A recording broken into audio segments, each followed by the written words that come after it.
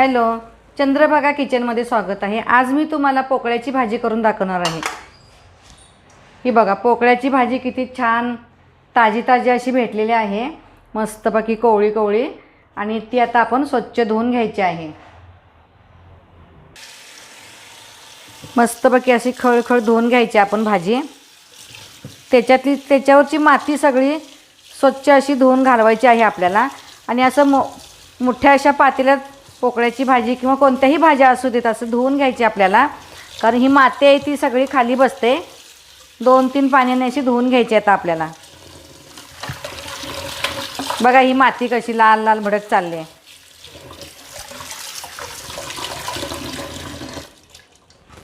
ही अशी 3-4 पाण्याने आपल्याला धुवून घ्यायची आहे मस्तपैकी अशी।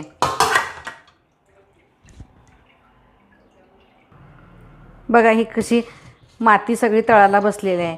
आता ही पाणी ओतून आपण परत 2-3 पाण्याने धुवून घ्यायचं आहे स्वच्छ। आता ही आपली भाजी स्वच्छ धुवून झालेली आहे। आपण ही थोडंसं पाणी नितळत ठेवूया।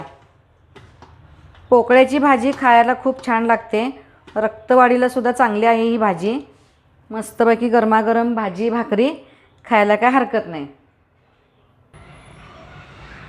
इथे मी लसूण चेचून घेतलेला आहे, बघू शकता। एक 10-12 पाकळ्या होतील असा मी लसूण हा चेचलेला आहे मस्तपैकी। आणि ही ओली मिरची पण मी फोडणीमध्ये टाकणार आहे। इथे मी आता कढईमध्ये 1 पळीभर अशी तेल घेतलेलं आहे। आता ते आपण थोडंसं गरम करून घेऊया। आता आपण हा ठेचलेला हा लसूण टाकूया त्याच्यामध्ये। मस्त अशी खमंग फोडणी आपण आता टाकूया। त्याच्यानंतर ही ओली मिरची पण टाकूया आपण त्याच्यामध्ये आणि अशी हलवून घेऊया। थोडासा हिंग टाकूया, एक वेगळीच टेस्ट येते हिंगामुळं। प्रत्येक भाज्यामध्ये प्रत्येक जेवणामध्ये तुम्ही हिंग टाकत जावा, खूप छान भाज्या आमटी असे लागतात। हिरवी मिरची तुम्हाला आवडत असेल तर टाका, नाही टाकलं तरी चालेल, त्याला काय नुसती लसणाची फोडणी द्यायला काय चालते। आता आपण भाजी फोडणी घालूया।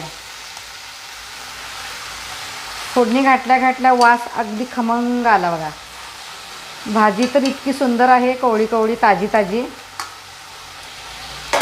आता पावसाळ्यात भाज्या पण स्वस्त होतात।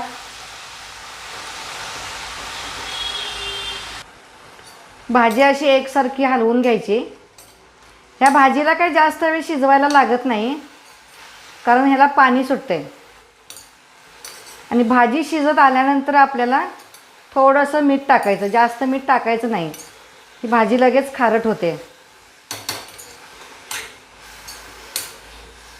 गरमागरम भाकरी भाजी खूप छान लागते खायला। लसूण मात्र भरपूर तुम्ही घाला, कारण टेस्ट खूप छान लागते ह्या भाजीला लसूण जास्त टाकल्यानंतर। भाजी लगेच नरम पडली, कारण ती लगेच शिजते, पाणी सुटते त्याला।